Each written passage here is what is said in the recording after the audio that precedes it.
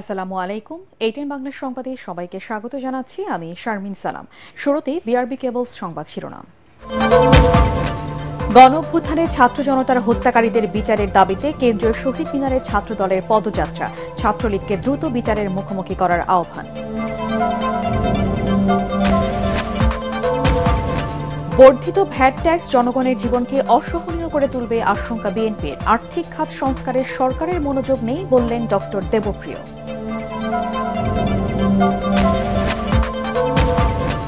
কোরআনের আইন প্রতিষ্ঠার মাধ্যমে মানবিক রাষ্ট্র গড়তে চায় জামাত ইসলামী। জাতির জন্য আরও ত্যাগ স্বীকার করতে তরুণদের প্রস্তুত থাকার আহ্বান।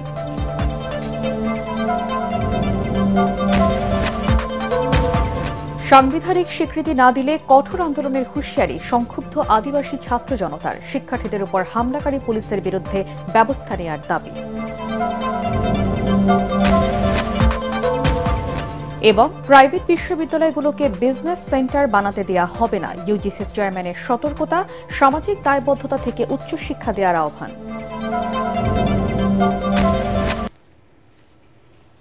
শুনছিলেন বিআরবি কেবলস সংবাদ শিরোনাম।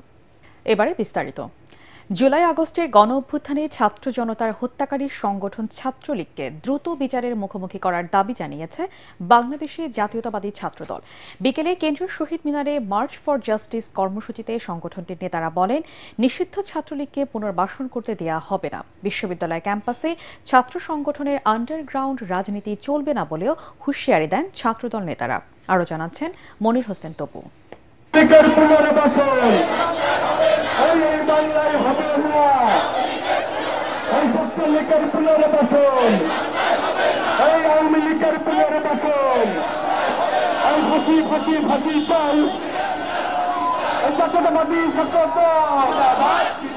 শেখ হাসিনার শাসনামলে শিক্ষা প্রতিষ্ঠানগুলোতে সকল সন্ত্রাসী কর্মকাণ্ডের জন্য নিষিদ্ধ সংগঠন ছাত্রলীগের বিচারের দাবিতে মার্চ ফর জাস্টিস কর্মসূচি আয়োজন করে বাংলাদেশ জাতীয়তাবাদী ছাত্রদল। জুলাই আগস্টে ছাত্র জনতার অভ্যুত্থানে ফ্যাসিবাদের দোষর হিসেবে ভূমিকা পালনকারীদের বিষয়ে তদন্ত সাপেক্ষে উপযুক্ত শাস্তির দাবিও জানানো হয় মিছিল থেকে।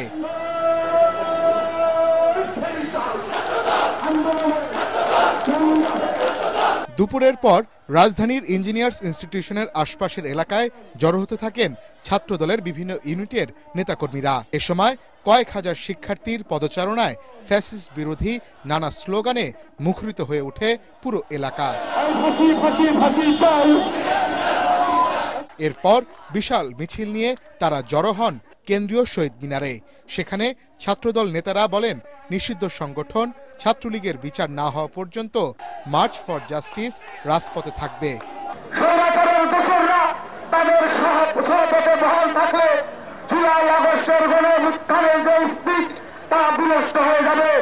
ছাত্রলীগের অপকর্মের বিষয়ে ঢাকা বিশ্ববিদ্যালয় কর্তৃপক্ষ এখনো তদন্ত প্রতিবেদন না দেয় ক্ষোভ জানিয়ে ছাত্রদল সভাপতি বলেন, অপকর্ম তুলে ধরে দ্রুত তাদের ছাত্রত্ব বাতিল করতে হবে। বাংলাদেশের সকল শিক্ষা প্রতিষ্ঠানে আন্ডারগ্রাউন্ড রাজনীতি নিষিদ্ধের দাবি জানাচ্ছি। 5.5 মাস অতিবাহিত হয়েছে। আপনারা যত দেরি করবেন তত এই ফ্যাসিবাদ নির্মূল প্রক্রিয়া আরো কষ্টসাধ্য হবে, তাদের পুনর্বাসন আরো সহজতর হবে। সেজন্য আপনারা সেই ইতিহাসের দায়ভার থেকে নিজেকে রক্ষা করতে হলেও ছাত্রলীগকে এবং ফ্যাসিবাদের কিশোরদেরকে আইনের আওতায় নিয়ে আসার জন্য উদ্যোগ গ্রহণ করবেন। যারা এই জুলাই আগস্টের আন্দোলনকে কুক্ষিগত করতে চায়, যারা একীকৃত দাবি করতে চায়, তারা যেন এই ঐক্যকে বিনষ্ট করতে না পারে, সেজন্য তারা যেন দায়িত্বশীল ভূমিকা পালন করে। সমাবেশ থেকে সাফ জানিয়ে দেওয়া হয়, আওয়ামী দোসরদের নির্মূল না করা গেলে নষ্ট হবে জুলাই গণঅভ্যুত্থানের স্পিরিট। মনির হোসেন তপু, এটিএন বাংলা, ঢাকা।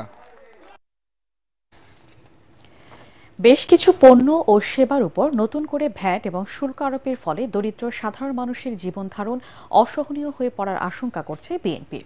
অন্তর্বর্তী সরকারকে অপরিণামদর্শী এমন সিদ্ধান্ত প্রত্যাহারের আহ্বান জানিয়েছেন দলটির মহাসচিব মির্জা ফখরুল ইসলাম আলমগীর।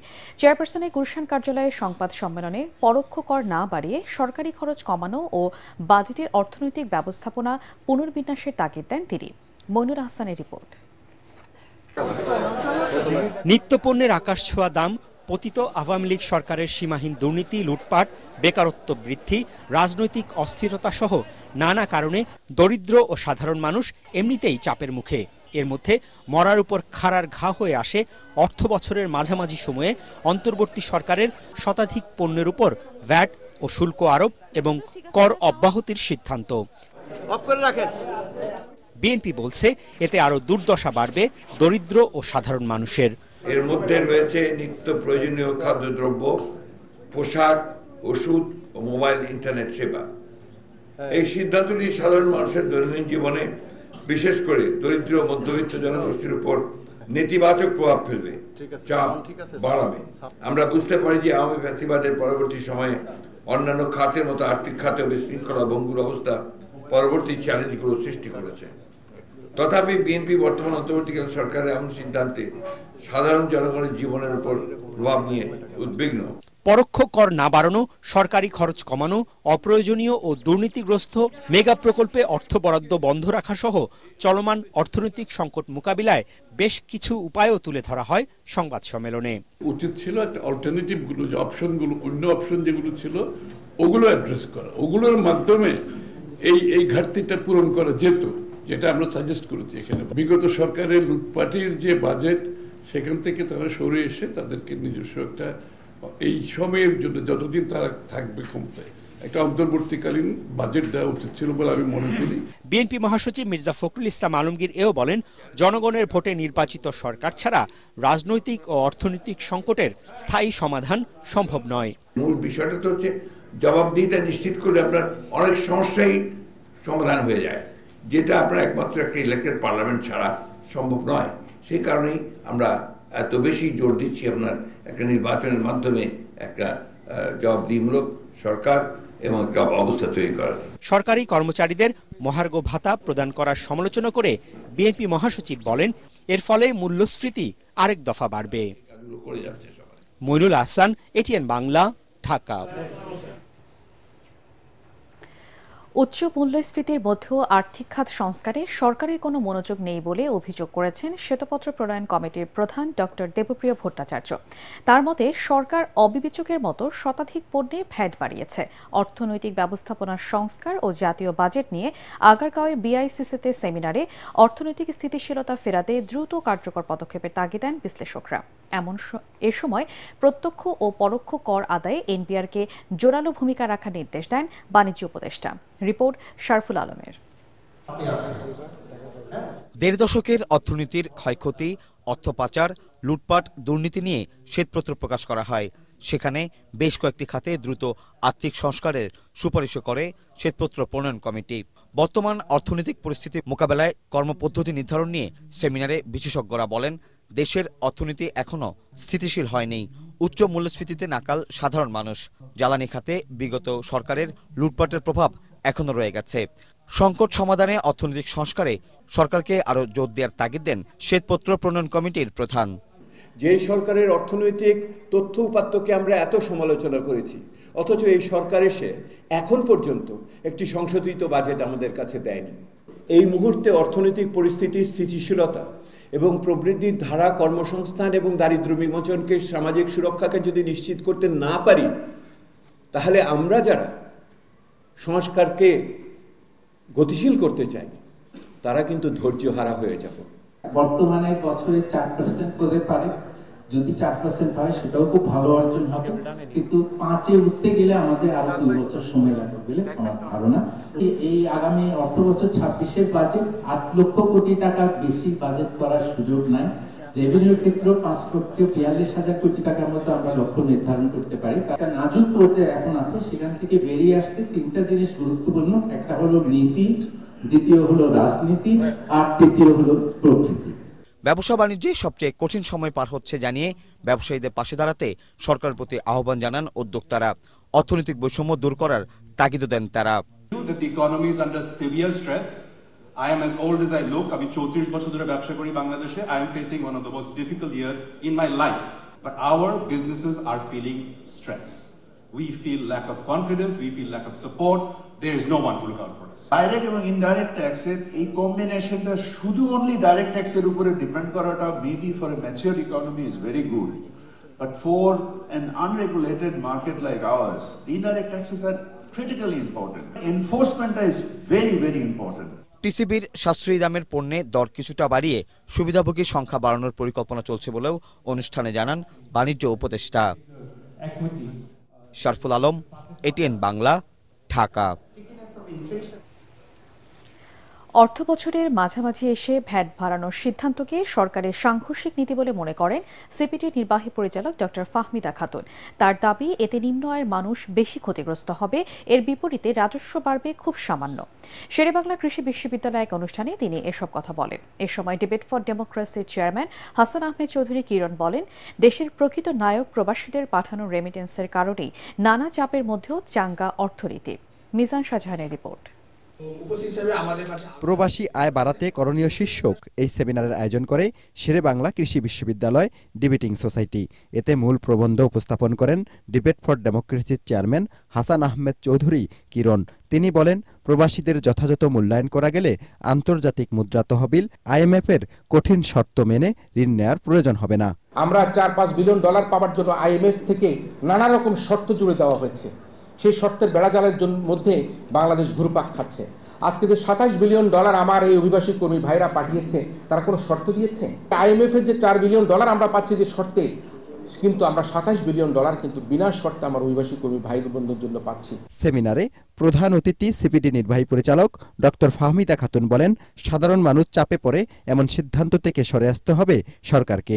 পরিহাসটা হচ্ছে সেইখানে যে একদিকে আমি 12,000 কোটি টাকা তোলার জন্য জনগণের উপরে মূল্য সংযোজন কর বসাচ্ছি, অন্যদিকে সরকারি কর্মচারীদের তাদের ডিয়ারনেস অ্যালাউন্স মহার্ঘ ভাতার জন্য 7,000 কোটি টাকা দিয়ে দিচ্ছি, অর্থাৎ নেট কি ওই 5,000 কোটি টাকা।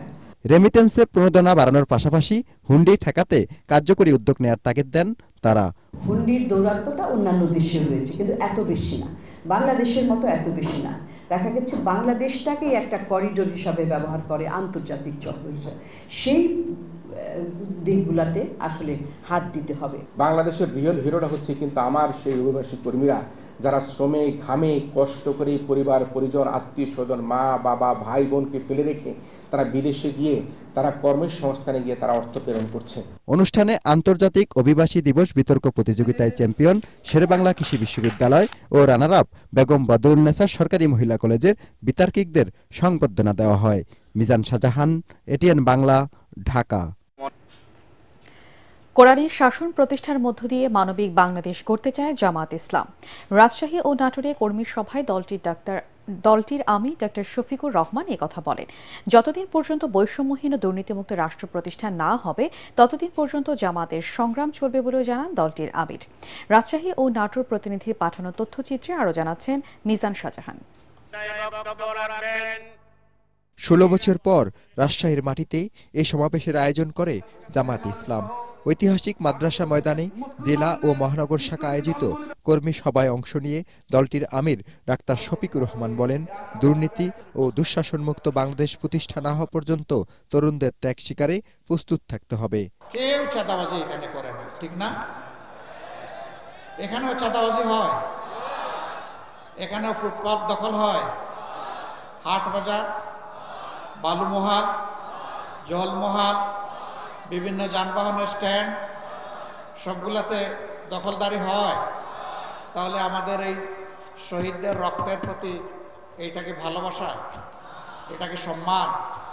এই কাজ যারা করেন বিনয়ের সাথে তাদেরকে অনুরোধ করে এই কাজটা ছেড়ে দেন, মেহরবানি করে এই কাজটা করবেন না। আমাদের শহীদদের আত্মা কষ্ট পাবে। তবে যদি আমাদের এই বিনয়ী অনুরোধ কেউ না মানে, তাহলে তাদের জেনে রাখা উচিত যুদ্ধ আমাদের শেষ হয়নি। এর আগে নাটোরে পথসভায় দেয়া বক্তৃতায় আমিরে জামাত বলেন, যতদিন পর্যন্ত বৈষম্যহীন দুর্নীতিমুক্ত রাষ্ট্র প্রতিষ্ঠা না হবে, ততদিন পর্যন্ত জামাতের সংগ্রাম চলবে। পর্যন্ত বাংলাদেশ একটা মানবিক বাংলাদেশ না হবে, একটা বৈষম্যহীন বাংলাদেশ না হবে, দুর্বৃত্ত মুক্ত বাংলাদেশ না হবে, দুঃশাসন মুক্ত বাংলাদেশ না হবে, দুর্নীতি মুক্ত বাংলাদেশ না হবে, লড়াই আমাদের ততদিন চলবে ইনশাআল্লাহ। লড়াইয়ে বাংলাদেশের জনগণকে আমরা সাথে চাই, পাশে চাই। মুক্তির আন্দোলন শেষ হয়ে যায়নি স্মরণ করিয়ে দিয়ে জামাতের এই শীর্ষ নেতা বলেন, আবু সাঈদ মুগ্ধ, শেষ হয়নি যুদ্ধ, বুকে ধারণ করে রাখতে হবে এই slogan. Bureau report, ATN Bangla. সাংবিধানিক স্বীকৃতি না দিলে কঠোর আন্দোলনের হুঁশিয়ারি দিয়েছে সংক্ষুব্ধ আদিবাসী ছাত্র জনতা। ঢাকা বিশ্ববিদ্যালয় টিএসসিতে প্রতিবাদ সমাবেশে তারা বলেন, গণঅভ্যুত্থানের মধ্য দিয়ে গঠিত সরকার যদি ফ্যাসিবাদ সরকারের মতো আচরণ করে, তাদের পরিণতিও আওয়ামী লীগের মতো হবে। আদিবাসী শিক্ষার্থীদের উপর হামলাকারীদের দ্রুত আইনের আওতায় এনে কঠোর শাস্তির দাবিও জানান তারা। ঐশী গোস্বামী প্রমাণ রিপোর্ট। পাঠ্যপুস্তকে আদিবাসী শব্দ সম্বলিত গ্রাফিতি পুনর্বহালের দাবিতে গত 16 জানুয়ারি এনসিটিভি ভবন ঘেরাও কর্মসূচিতে হামলার প্রতিবাদে সংক্ষুব্ধ আদিবাসী ছাত্র জনতার এই সমাবেশ। শনিবার বিকেলে ঢাকা বিশ্ববিদ্যালয়ের টিএসসি রাজু ভাস্কর্যের সামনে আয়োজিত সমাবেশে সাংবিধানিক স্বীকৃতির দাবি জানায় তারা। শিক্ষার্থীরা বলেন, এনসিটিভি ভবন ঘেরাও কর্মসূচিতে আদিবাসী শিক্ষার্থীদের উপর হামলা আওয়ামী লীগ সরকারের সন্ত্রাসী কর্মকাণ্ডকেই মনে করিয়ে দেয়। এই আক্রমণের মাধ্যমে তারা বোঝাতে চেয়েছে তারা আমাদেরকে সবসময় পৃথক করে রাখতে চায়, বিচ্ছিন্ন করে রাখতে চায়। শান্ত মানুষকে যখন অশান্ত করে তোলে, ঠিক সেইভাবে আদিবাসীরা কিন্তু কোনো কিছু তোয়াক্কা করবে না। আগুনে ঘি ঢাললে যেরকম হয় তার চেয়ে দ্বিগুণ হবে আদিবাসীরা। 24-এর গণঅভ্যুত্থানের মধ্য দিয়ে গঠিত জুলাই বিপ্লব সরকার যদি ক্ষমতার লালসায় ফ্যাসিবাদী আচরণ করে, তাহলে আবারও গণঅভ্যুত্থানে নামবে ছাত্র জনতা। 15 বছর ধরে যে শাসন এবং কর্তৃত্ববাদের চেহারা, তা এই সরকারের মধ্যে পেয়ে বসেছে।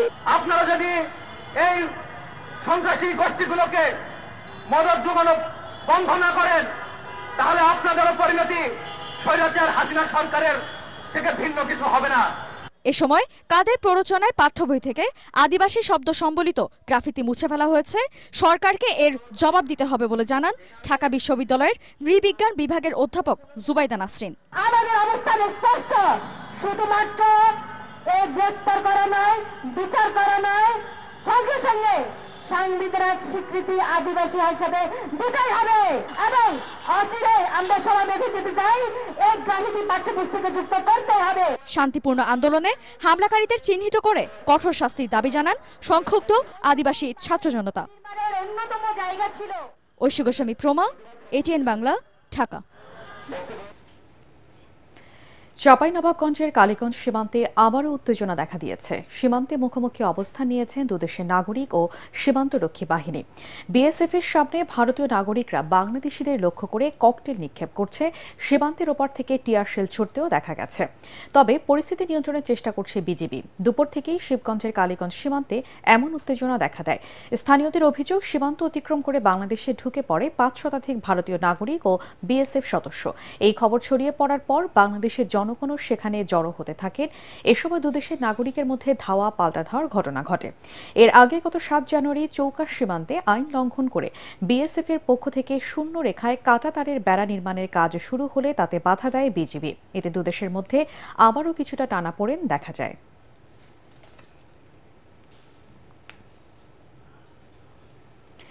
সাবেক প্রধানমন্ত্রী শেখ হাসিনাকে দেশে ফিরিয়ে নিয়ে বিচারের মুখোমুখি করা অন্তর্বর্তী সরকারের প্রধান দায়িত্ব বলে জানিয়েছেন প্রধান উপদেষ্টার প্রেস সচিব শফিকুল আলম। দুপুরে কুষ্টিয়া ইসলামী বিশ্ববিদ্যালয়ের বীরশ্রেষ্ঠ হামিদুর রহমান মিলনায়তনে জুলাই বিপ্লবের আকাঙ্ক্ষা ও গণমাধ্যম বিষয়ে উন্মুক্ত সেমিনারে তিনি কথা বলেন। প্রেস সচিব বলেন, শেখ হাসিনা যেমন তার বাবার বিচার করেছে, তেমনি তাকেও একইভাবে বিচারের আওতায় আনা হবে। সেমিনারে প্রধান অতিথি বলেন, ইসলামী বিশ্ববিদ্যালয়ের vice chancellor professor doctor Nakib Mohammad Nasrullah. সভাপতিত্ব করেন বিশ্ববিদ্যালয়ের কমিউনিকেশন অ্যান্ড মাল্টিমিডিয়া জার্নালিজম বিভাগের সভাপতি ডক্টর মোহাম্মদ রাশেদুজ্জামান। ইসলামী বিশ্ববিদ্যালয় প্রশাসন ও সাংবাদিক সমিতি ইবিসাসের যৌথ উদ্যোগে এই সেমিনারের আয়োজন করা হয়। এই যে গুম করছে হাসিনা, এই যে গুম, এগুলোর আমরা জাস্টিস এন্ড অ্যাকাউন্টেবিলিটি আছে, তার নামে কেস হয়েছে আইসিটিতে, তাকে আমরা এক্সট্রাডিশন চেয়েছি এবং এটা একটা লিগাল প্রসেসে তাকে, এবং আমরা পুরো সারা জাতি যদি সোচ্চার থাকি এবং এটা যদি আমরা প্রেসার রাখতে পারি, ঠিকই তাকে আনা হবে। এই গভর্নমেন্ট আছে এবং পরবর্তী গভর্নমেন্ট সবাই মিলে এটা আমাদের একটা 1 নাম্বার দায়িত্ব হবে তাকে ফিরিয়ে এনে বিচারের সম্মুখীন করা। কোনো ধরনের দক্ষতা ছাড়াই প্রশাসন ক্যাডারের সদস্যরা অন্য ক্যাডারগুলোতেও জায়গা দখল করে আছে বলে অভিযোগ করেছে আন্তঃক্যাডার বৈষম্য নিরসন পরিষদ। এর ফলে সরকারি প্রতিষ্ঠানগুলো স্থবির হয়ে পড়েছে। রাজধানীতে এক সেমিনারে সংগঠনটির সমন্বয়ক ডক্টর মফিজুর রহমান জনপ্রশাসন সংস্কার কমিশনের সুপারিশের সমালোচনা করেন। প্রশাসনে বৈষম্য নিরসন সহ উপসচিব পদে কোটা পদ্ধতি বাতিলের দাবি জানান তারা। রাসনা দাসের রিপোর্ট। প্রশাসন ক্যাডারের সাথে অন্য ক্যাডারদের গ্রেড ভিত্তিক বৈষম্যের চিত্র তুলে ধরা হয় এই সেমিনারে। এতে দেখা যায় প্রশাসন ক্যাডারে ৭,০৭৬ জনের মধ্যে গ্রেড 1 ১০৪ জন, গ্রেড 2 ৪৬১ জন ও তৃতীয় গ্রেডে ৮৫১ জন। অথচ ৩২,০০০ স্বাস্থ্য ক্যাডারের মধ্যে একজনও গ্রেড 1 ও গ্রেড 2 অফিসার নেই। স্বাস্থ্য, কৃষি, পুলিশ ও পশু সম্পদ ক্যাডারের ক্ষেত্রেও প্রায় একই রকম বৈষম্য। পদোন্নতি সহ সব ক্ষেত্রে আধিপত্যের মাধ্যমে প্রশাসন ক্যাডার এইসব বৈষম্য করছে বলে অভিযোগ তাদের। যে সকল পেশাদারী ক্যাডার রয়েছে তারা কর্মস্পৃহা হারিয়ে ফেলেছে, তারা তাদের কাজ করতে পারছে না। সেজন্য এই ক্যাডার বৈষম্য আরেকটি সিভিল সার্ভিসের বড় বৈষম্য। নির্বাহী বিভাগ যদি এভাবে এনক্রচ করে অন্যান্য জায়গার উপরে, তাহলে এইটা কনস্টিটিউশনাল ভায়োলেশন হচ্ছে না?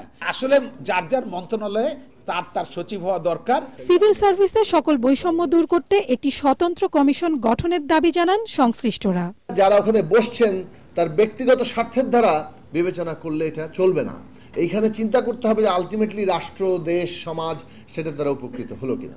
সেই নীতি নির্ধারণের জায়গাতে বড় একটা সমস্যা হচ্ছে, একটা গোষ্ঠী তৈরি হচ্ছে, সাবেকরা বর্তমানদের ক্ষমতা রক্ষা করছে। আপনার আন্দোলনের ন্যূনতম সাফল্য এই অন্তর্বর্তী সরকারের সময় আদায় করতে হবে, এটাই সময়। আমরা কি এই পরিবর্তন চেয়েছি? এই আমলা নির্ভরতা চেয়েছি? এই আমলা নির্ভরতা কোনোভাবেই চলতে পারে না। সিভিল সার্ভিসের ২৫ ক্যাডার নিয়ে গঠিত সংগঠনটি বলছে, নীতি নির্ধারণের মতো গুরুত্বপূর্ণ স্থানে কোনো ধরনের দক্ষতা ছাড়াই প্রশাসন ক্যাডারের সদস্যরা সব সেক্টরের শীর্ষে বসে সেগুলোকে অদক্ষ বানিয়ে রেখেছে। এই অভিযাত্রা সফল হবে না যদি। রাসনা দাস, এটিএন বাংলা, ঢাকা। প্রাইভেট বিশ্ববিদ্যালয়গুলোকে বিজনেস সেন্টার বানাতে দেয়া হবে না বলে সতর্ক করেছেন বিশ্ববিদ্যালয় মঞ্জুরি কমিশনের চেয়ারম্যান অধ্যাপক ডক্টর এস.এম.এ. ফয়েজ।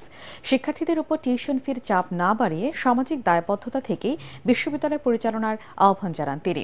এটিএন বাংলাকে দেয়া সাক্ষাৎকারে শিক্ষার মান উন্নয়নে উচ্চশিক্ষা প্রতিষ্ঠানে গবেষণার সুযোগ বাড়ানোর তাগিদ দেন ইউজিসি চেয়ারম্যান। বিস্তারিত জানাচ্ছেন একরামুল হক সায়েম। সরকারির পাশাপাশি দেশে প্রাইভেট বিশ্ববিদ্যালয় রয়েছে শখানেকের বেশি। কয়েকটি বিশ্ববিদ্যালয়ে শিক্ষার মান প্রশংসিত হলেও বেশিরভাগেরই শিক্ষা কার্যক্রম নিয়ে রয়েছে নানা প্রশ্ন। একই সাথে শিক্ষার্থীদের উপর রয়েছে অতিরিক্ত টিউশন ফির বোঝা। ব্যবসায়িক লক্ষ্য থেকে প্রাইভেট বিশ্ববিদ্যালয় প্রতিষ্ঠা করার কারণকেই দায়ী করে এ বিষয়ে ব্যবস্থা নেওয়ার কথা জানিয়েছেন বিশ্ববিদ্যালয় মঞ্জুরি কমিশনের চেয়ারম্যান ডক্টর এস.এম.এ. ফয়েজ। আমি মনে করি শিক্ষার্থীদের উপরে খুব বেশি চাপ পড়ছে। তারা হয়তো এইটা মেনে নিচ্ছে, হয়তো তার জমি বিক্রি করে কিংবা অনেক কিছু দিক দিয়ে স্যাক্রিফাইস করে তারা মেনে নিচ্ছে, বাবা আমার একটা যে ছেলেটাকে উচ্চশিক্ষিত করব, কিন্তু সেই করতে গিয়ে হয়তো একটা পরিবারের খুবই ক্ষতি হয়ে যাচ্ছে। যারা প্রাইভেট ইউনিভার্সিটি সেক্টরে কন্ট্রিবিউট করার চেষ্টা করেছে বা কন্ট্রিবিউট করছে, তারা সেই কন্ট্রিবিউট করার জায়গাটাকে কিভাবে দেখছে? তারা কি তাদের নিজের স্বার্থে কন্ট্রিবিউট করছে ফাইন্যান্সিয়ালি, অর সোশ্যাল রেসপন্সিবিলিটি জিনিসটাকে ধারণ করে তারা কাজ করছে? If it is a business centre, আমরা এটাকে কোনোভাবেই চলতে দেব না। তিনি মনে করেন সরকারি কিংবা বেসরকারি উভয় শিক্ষা প্রতিষ্ঠানেই গবেষণার সুযোগ খুবই সীমিত। একই সাথে অবকাঠামোগত নানা সংকটে নিশ্চিত হচ্ছে না শিক্ষার মান। গবেষণা আমরা পিছিয়ে আসি বলে এই অবস্থা। আদারওয়াইজ আরেকটা হচ্ছে facilities, other facilities, laboratory facilities, library facilities, কি বেশ এটার জন্য গবেষণার সাথে সংশ্লিষ্ট। গবেষণা খাতে সরকারকে অনেক সুযোগ দিতে হবে বিশ্ববিদ্যালয়গুলোকে। প্রাইভেট সেক্টরেও গবেষণা এনকারেজ করার জন্য পিএইচডি প্রোগ্রামের কথা ভাবছি।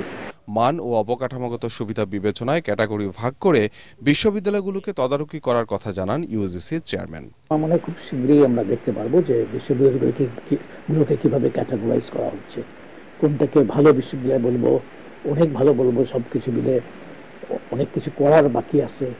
খারাপ বলার আগে বলবো যে ভালো হওয়ার সুযোগ আছে। মেধার ভিত্তিতে যেন শিক্ষক নিয়োগ দেয়া হয় তা নিশ্চিত করারও তাগিদ দেন ঢাকা বিশ্ববিদ্যালয়ের সাবেক এই উপাচার্য। গুলোকে কিভাবে ক্যাটাগরাইজ করা হচ্ছে।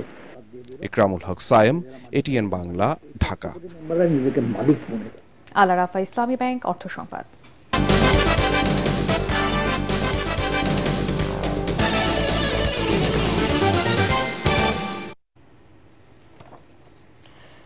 ওয়ালটন ডিস্ট্রিবিউটর নেটওয়ার্কের পার্টনার্স টুগেদার 2025 সম্মেলন অনুষ্ঠিত হলো আজ গাজীপুরের চন্দ্রায় ওয়ালটন হাইটেক পার্কে। এর উদ্বোধন করেন Walton hi-tech industries PLC chairman S M. Shamsul Alam ও ব্যবস্থাপনা পরিচালক এস.এ. মাহবুবুল আলম।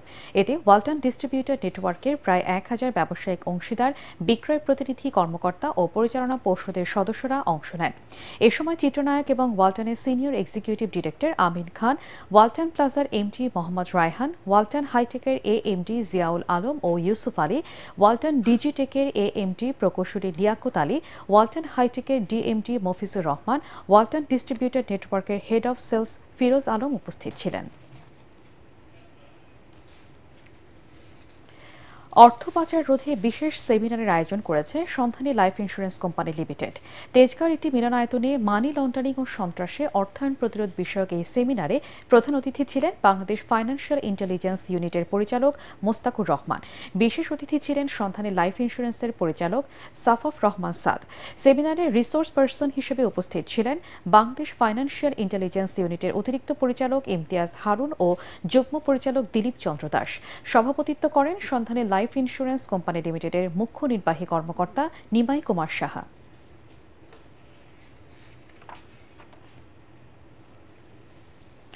সন্ধানী লাইফ ইন্স্যুরেন্স আন্তর্জাতিক সংবাদ।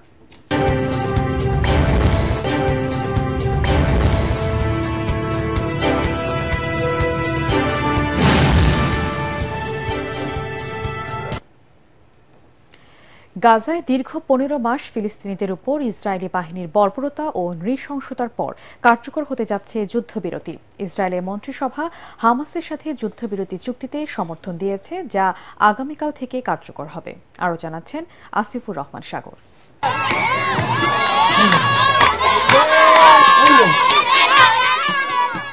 ইসরায়েলের মন্ত্রিসভায় যুদ্ধবিরতি চুক্তি অনুমোদনের পর গাজায় আনন্দের বন্যা বয়ে যায়। মানুষরা বেরিয়ে আসে পথে, স্মরণ করেন তাদের হারিয়ে যাওয়া স্বজনদের। এর আগে বৃহস্পতিবার সকালেই যুদ্ধবিরতি চুক্তি নিয়ে ইসরায়েলের মন্ত্রিসভায় ভোটাভুটি হওয়ার কথা ছিল। ভোটাভুটির কয়েক ঘন্টা আগে নেতানিয়াহু জানান ভোট স্থগিত করা হয়েছে। এই ঘোষণার পর যুক্তরাষ্ট্রের পররাষ্ট্রমন্ত্রী অ্যান্টনি ব্লিংকেন জানান শর্তের অসম্পূর্ণ অংশ যুক্ত করতেই এই বিরতি। We made clear there was a path to mutual return to compliance if Tehran was willing to take the steps necessary. এদিকে গত বুধবার সন্ধ্যায় কাতারের প্রধানমন্ত্রী শেখ মোহাম্মদ বিন আব্দুল রহমান বিন জসিম আল থানি দোহায় ইসরায়েল ও হামাসের মধ্যে যুদ্ধবিরতি চুক্তির আনুষ্ঠানিক ঘোষণা দেন। পরে যুক্তরাষ্ট্রের প্রেসিডেন্ট জো বাইডেন আলাদাভাবে যুদ্ধবিরতির কথা নিশ্চিত করেন। দেশটির নবনির্বাচিত প্রেসিডেন্ট ডোনাল্ড ট্রাম্পও যুদ্ধবিরতি নিয়ে সামাজিক যোগাযোগ মাধ্যমে একাধিক পোস্ট করেন। দীর্ঘ 15 মাস ধরে চলা সংঘাতের অবসানে বুধবার যুক্তরাষ্ট্র ও কাতারের মধ্যস্থতায় যুদ্ধবিরতি চুক্তিতে রাজি হয় হামাস ও ইসরায়েল। হামাস ও ইসরায়েলের দুপক্ষই আগামী রোববার থেকে যুদ্ধবিরতি চুক্তি কার্যকর হওয়ার কথা জানায়। চুক্তির শর্ত অনুযায়ী উভয় পক্ষ বন্দীদের মুক্তি দেবে। এছাড়া ফিলিস্তিন থেকে ইসরায়েলি সামরিক বাহিনী সম্পূর্ণ প্রত্যাহার, বাস্তুচ্যুত ফিলিস্তিনিদের তাদের বাড়িতে ফিরতে দেয়া এবং যুদ্ধের স্থায়ী সমাধান অন্যতম। এদিকে যুদ্ধবিরতি ঘোষণার পর বিশ্বের বিভিন্ন মুসলিম দেশগুলোতে মানুষ রাস্তায় নেমে এসে আনন্দ মিছিল করেন। حزبالله و حماس چیزی ازش باقی نمونه ولی خب الان به دنبال آتش بس بود. অপরদিকে ইসরায়েলের রাজধানী তেল আবিবে যুদ্ধবিরতি চুক্তি জনসম্মুখে প্রকাশের দাবিতে বিক্ষোভ মিছিল বের করা হয়। I worry about is the second and third phase of the deal because the first phase is only 33 hostages. 2023 সালের 7 অক্টোবর থেকে হামাসের নজিরবিহীন আন্তঃসীমান্ত হামলায় গাজা উপত্যকায় অবিরাম বিমান ও স্থল হামলা চালিয়ে যাচ্ছে ইসরায়েল। গাজার স্বাস্থ্য কর্তৃপক্ষের মতে এখন পর্যন্ত ৪৬,৫০০ জনেরও বেশি মানুষ নিহত হয়েছেন, যাদের বেশিরভাগই নারী ও শিশু। এছাড়া আহত হয়েছেন আরও লক্ষাধিক ফিলিস্তিনি। আসিফুর রহমান সাগর, এটিএন বাংলা। শপথ নেওয়ার আগে চীনের প্রেসিডেন্ট শি জিনপিং এর সাথে টেলিফোনে কথা বলেছেন যুক্তরাষ্ট্রের নবনির্বাচিত প্রেসিডেন্ট ডোনাল্ড ট্রাম্প। স্থানীয় সময় শুক্রবার ফোনালাপে দুদেশের সম্পর্ক উন্নয়নে বেশ কিছু ইতিবাচক পদক্ষেপ নিতে একমত হয়েছেন তারা। আগামী সোমবার প্রেসিডেন্ট হিসেবে শপথ নেবেন ট্রাম্প। শপথ অনুষ্ঠানে চীনের প্রেসিডেন্টকে আনুষ্ঠানিকভাবে আমন্ত্রণ জানানো হয়েছে। ফোনালাপে শি জিনপিং বলেন, ট্রাম্প প্রশাসনের সঙ্গে অনেক সমস্যার সমাধান করতে পারবে চীন। অন্যদিকে ফোনালাপের পর নিজের মালিকানাধীন সামাজিক যোগাযোগ মাধ্যম ট্রুথ সোশ্যালে ট্রাম্প লিখেছেন, বিশ্বকে আরও শান্তিপূর্ণ ও নিরাপদ করতে চীনের প্রেসিডেন্টকে নিয়ে সম্ভাব্য সবকিছু করা হবে। রাশিয়ার সাথে ২০ বছরের জন্য প্রতিরক্ষা চুক্তি করেছে ইরান। শপথ নেওয়ার পর প্রথম রাশিয়া সফরে এসে এই চুক্তি সই করেন ইরানের প্রেসিডেন্ট মাসুদ পেজেশকিয়ান। এর আওতায় আগামী ২০ বছর প্রতিরক্ষা, সামরিক মহড়া, যৌথ সামরিক প্রশিক্ষণ, যুদ্ধ জাহাজ তৈরি সহ নিরাপত্তা সংক্রান্ত বিভিন্ন খাতে পারস্পরিক সহযোগিতা বাড়াবে দুদেশ। চুক্তি সই নিয়ে রুশ প্রেসিডেন্ট ভ্লাদিমির পুতিন বলেন, শুধু নিরাপত্তা খাতে নয়, এর মাধ্যমে দেশ দুটি নিজেদের মধ্যে অর্থনীতি ও বাণিজ্য খাতে সহযোগিতা বাড়াবে। এছাড়া এখন থেকে ক্রেমলিন ও তেহরান নিজেদের মধ্যে আর্থিক লেনদেন ডলারের পরিবর্তে নিজ নিজ মুদ্রায় করবে বলেও জানানো হয়। কবি বকুল আশরাফের দেশে দেশে কবি ও কবিতা বই নিয়ে আলোচনা সভা অনুষ্ঠিত হল রাজধানীর বিশ্ব সাহিত্য কেন্দ্রে। এতে প্রধান অতিথি ছিলেন শিক্ষাবিদ আবুল কাশিম ফজলুল হক। বিশেষ অতিথি ছিলেন রাষ্ট্রপতির প্রেস সচিব সরওয়ার আলম। এছাড়া গীতিকার ও কবি শহীদুল্লাহ ফরায়েজি, কথাসাহিত্যিক ও প্রাবন্ধিক আহমেদ বশির, মনি হায়দার, কবি ও প্রাবন্ধিক তুষার দাস, তারেক রেজা আলোচক হিসেবে উপস্থিত ছিলেন। দেশে দেশে কবি ও কবিতা বইটি প্রকাশ করেছে জাগতিক প্রকাশন।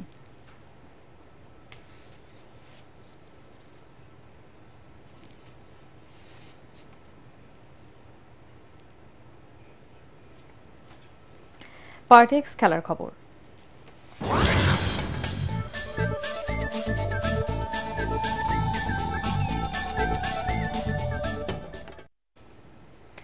নেপালকে ৫ উইকেটে হারিয়ে মালয়েশিয়ায় জয় দিয়ে অনূর্ধ্ব ১৯ নারী টি-20 বিশ্বকাপ মিশন শুরু করল বাংলাদেশ। মাত্র ৫৩ রানের টার্গেটে নেমে দলের ১১ রানে সুবর্ণা ফাহমিদা এবং জুয়ারিয়ার উইকেট হারিয়ে বিপর্যয়ে পড়ে বাংলাদেশ। শেষ পর্যন্ত ৪০ বল হাতে রেখে ৫ উইকেটে ৫৩ রান তুলে জয় পায় জুনিয়র টাইগ্রেসরা। দলের পক্ষে সর্বোচ্চ ১৬ রান করেন সাদিয়া ইসলাম। অধিনায়ক সুমাইয়া আক্তার করেন ১২ রান। এর আগে মালয়েশিয়ার বাঙ্গি ক্রিকেট গ্রাউন্ডে টসে জিতে নেপালকে ব্যাটিংয়ে পাঠায় বাংলাদেশ। সুমাইয়াদের স্পিনে কুপকাত হয় নেপালিসরা। মাত্র ৫২ রানে গুটিয়ে যায় তারা। দলের পক্ষে সর্বোচ্চ ১৯ রান করেন সানা প্রফিন। শিবানা কেসির ব্যাট থেকে আসে ১০ রান। বাংলাদেশের বোলারদের মধ্যে জান্নাতুল মাওয়া ১১ রান, ২টি এবং ১টি করে উইকেট তুলে নেন নিশি, ছোঁয়া ও আনিসা। নেপালের ৫ জন ব্যাটার রান আউট হন। শেষ করার আগে বিআরবি কেবলস সংবাদ শিরোনাম আরেকবার। গণঅভ্যুত্থানে ছাত্র জনতার হত্যাকারীদের বিচারের দাবিতে কেন্দ্রীয় শহীদ মিনারে ছাত্রদলের পদযাত্রা। ছাত্রলীগকে দ্রুত বিচারের মুখোমুখি করার আহ্বান। বর্ধিত ভ্যাট ট্যাক্স জনগণের জীবনকে অসহনীয় করে তুলবে আশঙ্কা বিএনপির। আর্থিক খাত সংস্কারে সরকারের মনোযোগ নেই বললেন ড দেবপ্রিয়।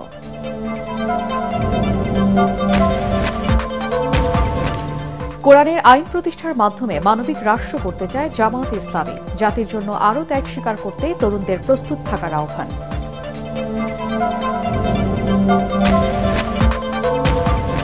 সাংবিধানিক স্বীকৃতি না দিলে কঠোর আন্দোলনের হুঁশিয়ারি সংক্ষুব্ধ আদিবাসী ছাত্র জনতার। শিক্ষার্থীদের উপর হামলাকারী পুলিশের বিরুদ্ধে ব্যবস্থা নেওয়ার দাবি। এবং প্রাইভেট বিশ্ববিদ্যালয়গুলোকে বিজনেস সেন্টার বানাতে দেওয়া হবে না, ইউজিসি চেয়ারম্যানের সতর্কতা। সামাজিক দায়বদ্ধতা থেকে উচ্চশিক্ষা দেওয়ার আহ্বান। এই ছিল এখনকার মতো। পরবর্তী সংবাদ দেখার আমন্ত্রণ জানিয়ে শেষ করছি। এটিএন বাংলার সংবাদ ইউটিউবে দেখতে ব্রাউজ করুন youtube/এটিএন বাংলা নিউজ।